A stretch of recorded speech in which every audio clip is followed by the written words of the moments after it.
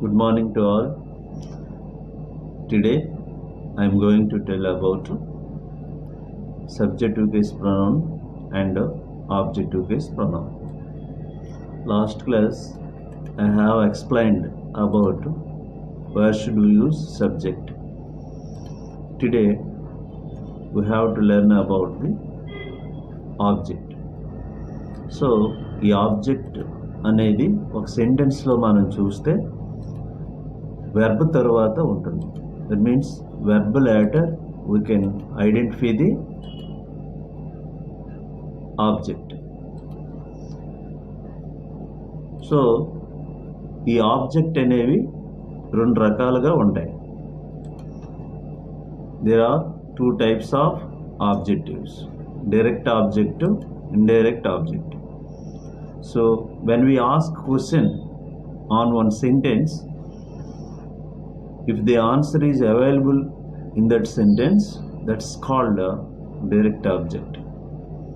ఒక సెంటెన్స్ మీద మనం వాట్తో కానీ ఊతో కానీ విచ్తో కానీ ప్రశ్న వేస్తే సమాధానం దాంట్లోనే ఉంటే అది డైరెక్ట్ ఆబ్జెక్ట్ అని అంటారు.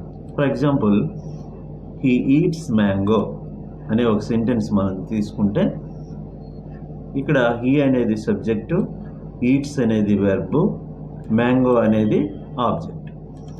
సో ఇక్కడ వాట్ డస్ హీ ఈట్ అనే ఒక క్వశ్చన్ వేస్తే answer eats mango. Mango answer అని అవైలబుల్ ఇన్ దట్ సెంటెన్స్, కాబట్టి అది డైరెక్ట్ ఆబ్జెక్ట్ అని అంటారు.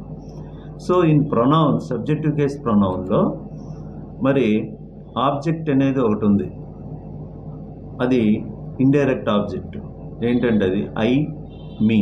అక్కడ మీ అనేది, ఐ అనేది సబ్జెక్టు ప్లేస్లో వాడతాం, అలాగే మీ అనేది ఆబ్జెక్ట్ ప్లేస్లో వాడతాం. అలాగే అజ్, అలాగే ఇలాగా ఐ మీ గాను, వై అజ్ గాను, హీ హిమ్ గాను. ఆ హిమ్ అనేది ఇక్కడ ఇండైరెక్ట్ ఆబ్జెక్ట్ అనేది అవుతుంది. సో లాస్ట్ క్లాస్లో అవి ఎక్స్ప్లెయిన్ చేయడం జరిగింది. నెక్స్ట్ ఈ possessive case pronoun. Where should we use possessive case pronounce?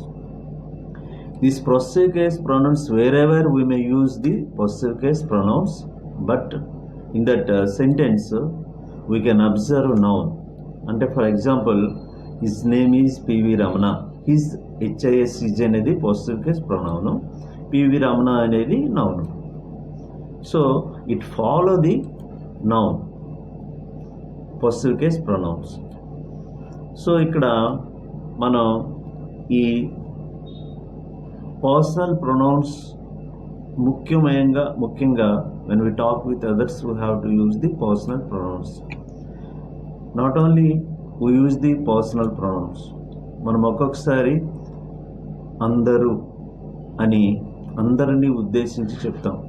అప్పుడు ఎలాగంటే దాన్నే డిస్ట్రిబ్యూటివ్ ప్రొనౌన్స్ అని అంటారు. ఈ డిస్ట్రిబ్యూటివ్ ప్రొనౌన్స్లో ఒక ఎగ్జాంపుల్ తీసుకుంటే, each person should respect our national flag. ప్రతి ఒక్క వ్యక్తి కూడా మన నేషనల్ ఫ్లాగ్ని గౌరవించాలి అనేది ఒకటి ఉంది. అంటే ప్రతి ఒక్కరి గురించి చెప్పింది కాబట్టి అది డిస్ట్రిబ్యూటివ్ ప్రొనౌన్స్.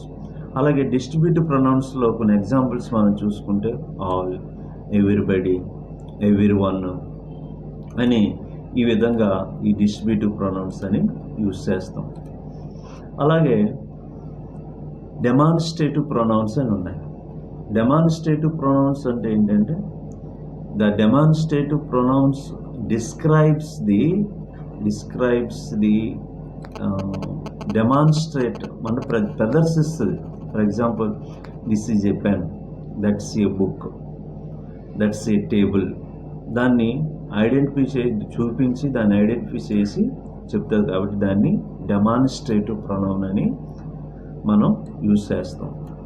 ఇది కూడా ఈ డెమాన్స్ట్రేటివ్ ప్రొనౌన్ వెర్బ్కు ముందు ఉంటుంది, ఆ సబ్జెక్ట్ ప్లేస్లో వెర్బ్కు ముందు భాగంలో వాడుతాం.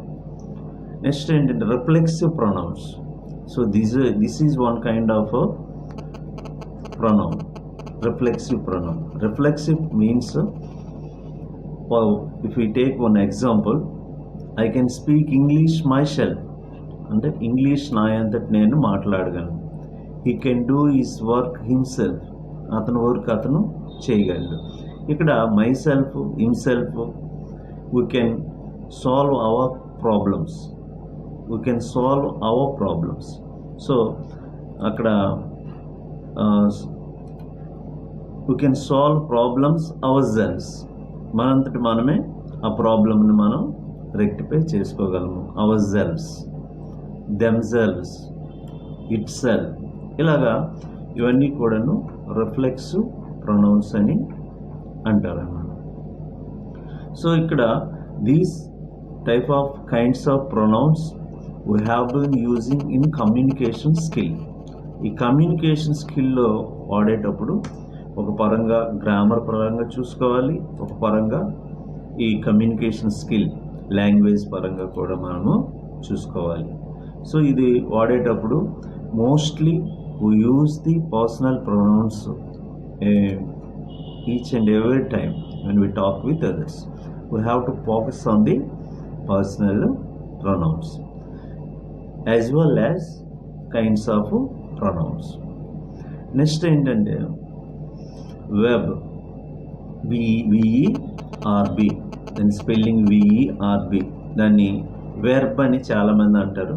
In communication skills we should not pronounce like that. verb అని తేలికగా మనం పలకాలి. సో దీని డెఫినేషన్ ఏంటంటే ఏ verb is a word which tells doing, being or possessing. ఇది ఒక డెఫినేషను. ఇంకొక డెఫినేషన్ కూడా ఉంది. ఏ verb denotes action condition of the subject. అంటే ఇక్కడ రెండు ఉన్నాయి. ఏ verb denotes అంటే తెలియజేయడం, యాక్షన్ పనిని కానీ షరతును కానీ మరి ఇతరమైన ఆబ్జెక్ట్స్ గురించి దాని యొక్క పనిని యాక్షన్ని తెలియజేస్తుంది, అది verb. ఇంకొకటి ఏమని చెప్పాము ఇంకొక డెఫినేషన్లో, a verb denotes or refers to doing, being or possessing. Doing వెర్బ్ని being verb, possessing verb. Doing వెర్బ్లో దాన్నే మనం యాక్షన్ వెర్బ్స్ అని కూడా అంటాం. యాక్షన్ వెర్బ్స్ అంటే వాట్ ది డూయర్ డూ. ఏ వ్యక్తి అయినా ఏ పని చేస్తున్నాడో ఆ చేసే పనిని అంతటినీ కూడాను డూయింగ్ వెర్బ్స్. మనం ఉదయం లేచి నుండి రాత్రి పడుకునేదాకా అనేక పనులు చేస్తుంటాం. అంటే for example we wake up early in the morning. So wake అనేది ఇక్కడ వెర్బ్. సో అలాగే వీ డ్రింక్ కాఫీ, మనం ఈ డ్రింక్ అనేది వెర్బ్. సో అలాగా so many types of verbs. The verbs are action verbs are infinitive, అంటే లెక్కలేవు, దీనికి చాలా వెర్బ్స్ అనేవి ఉంటాయి. ఇవి ముఖ్యంగా 3 రకాలు ఉంటాయి. Present tense, past tense, past participle. సాధారణంగా అందరూ generally all the students or experts, what do they think? Generally present tense, past tense, future tense they will tell, but it's wrong. So present tense, past tense, past participle, present participle. దానికి example present tense అంటే eat, past tense అంటే eight, past participle అంటే eaten, ing form అంటే eating. So ఇది ఈ విధంగా ఈ వెర్బ్ని అనమాట, యాక్షన్ వెర్బ్ని, దాన్ని వెర్బ్ ఫార్మ్స్ అని అంటాం. So somebody says present tense, past tense, future tense. It's a future tense, but it's not a verb forms. So verb forms is difference from the tense forms. So for the action verb. Next ఏంటంటే B form verbs. The B form verbs are only 8 B form verbs in English language. That is am, is, are, was, were, be, being, being. 8 B form verbs. So ఈ B form verbs అనేవి helping వెర్బ్స్గా use చేస్తాం. B form verbs మనం ప్రతి నిత్యం పడుకున్నప్పుడు లేచి అడిగినా what are the be form verbs అంటే am, is, are, was, were, be, been, being అని రావాలి. సో బీ ఫామ్ వెర్బ్స్ ఎలా యూజ్ చేస్తాం, ఎప్పుడు యూజ్ చేస్తాం అనేది తర్వాత మనం తెలుసుకోబోతున్నాం. అలాగే పొసెసింగ్ వెర్బ్స్. పొసెసింగ్ వెర్బ్స్ అంటే once possess means once own that is possessing అంటారు. సో ఇక్కడ హ్యావ్, హ్యాజ్, హ్యాడ్ ఈ మూడుని పొసెసింగ్ వెర్బ్స్ అని అంటారు. So we can frame a sentence by depending on action verb or be form verb or possessing verb in English language when we communicate with the others. So ఇది వెర్బ్కి సంబంధించిన primary యొక్క information.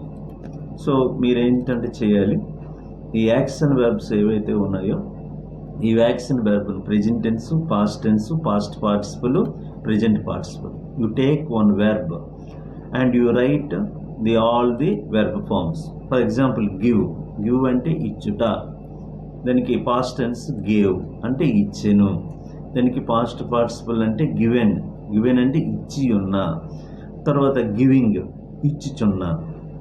So ఎందుకంటే ఈ present participle use in continuous tense కొద్దిగా confuse అవుతారు. కాబట్టి ఒక 50 వెర్బ్స్కి మీరు ఒక నోట్స్లో రాసుకొని ప్రిపేర్ చేసుకొని దాన్ని నేర్చుకుంటే అది మీకు యూస్ఫుల్గా ఉంటుంది. Because first we have to learn the verb forms, we have to know the verb forms. Unless we know the verb forms we should not use verbs when we talk in English language. Thank you. Next క్లాస్లో next adjective వాటి గురించి చెప్పడం అనేది జరుగుతుంది.